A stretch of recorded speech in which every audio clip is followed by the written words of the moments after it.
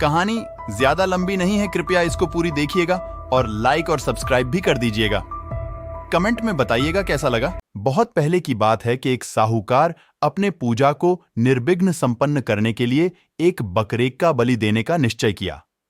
उसने अपने नौकरों को आदेश दिया कि स्वस्थ और तंदुरुस्त बकरे का इंतजाम किया जाए।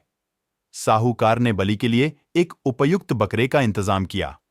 उसने अपने सेवकों को बकरे को पवित्र नदी में ले जाकर नहलाने और फूलों की माला पहनाने का आदेश दिया। उन्हें शुद्धिकरण अभ्यास के भाग के रूप में बकरी को नहलाना था। नदी के तट पर अचानक बकरी को नहलाते समय बकरी को समझ आ गई कि आज वह निश्चित रूप से मारा जाएगा।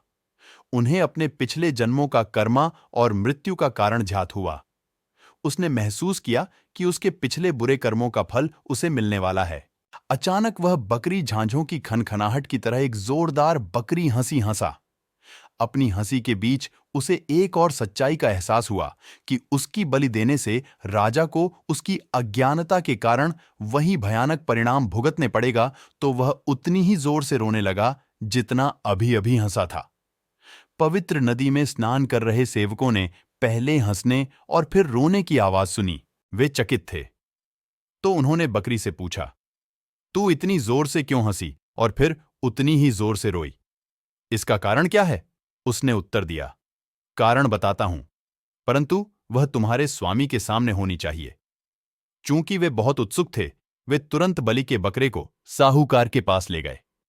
उन्होंने वह सब बताया जो हुआ था। साहूकार भी बड़े उत्सुक हुए। उसने आदरपूर्वक बकरी से पूछा, आप इतने जोर से क्यों हंसे और फिर उतने ही जोर से रोए क्यों? बकरी ने अपने पिछले जन्मों को याद करते हुए कहा, बहुत समय पहले मैं भी एक साहूकार था जो आपकी तरह पवित्र धार्मिक संस्कारों में अच्छी तरह से शिक्षित था। मैंने सोचा कि एक बकरे की बलि देना मेरे भगवान के लिए अच्छा आवश्यक भेंट होगा, जो भविष्य के पुनर्जन्मों में दूसरों के साथ साथ मुझे भी लाभान्वित करेगा।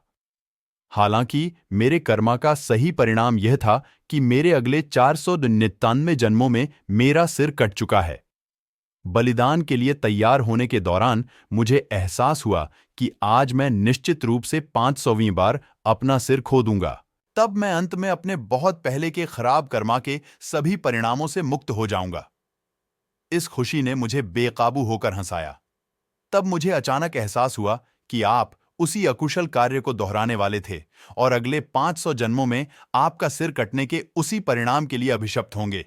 इसलिए करुणा और सहानुभूति से मेरी हंसी आंसुओं में बदल गई। साहूकार को डर था कि यह बकरा सही हो सकता है, इसलिए उसने कहा, ठीक है बकरी, मैं तुम्हें नहीं मारूंगा। बकरे ने उत्तर दिया, आदरणीय साहूकार, भले ही आप मुझे मार न दें, मुझे पता है कि आज मैं अपना सिर खो दूंगी और अंत में अपने पिछले बुरे कर्मों के परिणामों से मुक्त हो जाऊंगा। राजा ने कहा, मेरी अच्छी बकरी, डरो मत, मैं सबसे अच्छी सुरक्षा प्रदान करूंगा और व्यक्तिगत रूप से गारंटी देता हूं कि आपको कोई नुकसान नहीं होगा।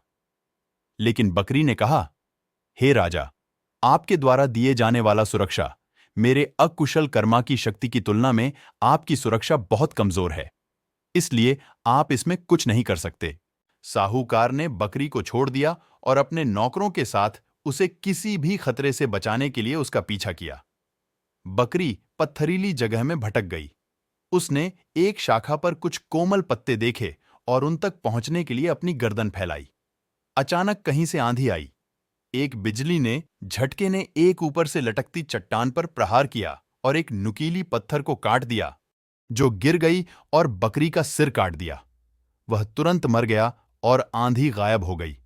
इस अजीबोगरीब घटना की खबर सुनकर सैकड़ों की संख्या में स्थानीय लोग मौके पर पहुंच गए। कोई नहीं समझ पा रहा था कि यह कैसे हो गया। पास से ही एक महात्मा साधु भी गुजर रहा था। उसने वह सब देखा था जो अब भी घटित हुआ था। वह जिज्ञासु लोगों को यह कहते हुए उपदेश देने लगा, देखो इस बेचारी बकरी को क्या हो गया है। यह था जानवरों की हत्या का नतीजा। सभी जीना चाहते हैं, मरना नहीं। यह न देखते हुए कि सभी में यह समान है, कुछ अन्य जीवित प्राणियों को मार डालते हैं। यह उन लोगों के लिए भी पीड़ा का कारण बनता है जो अभी और अनगिनत भविष्य के पुनर्जन्मों में हत्या करते हैं।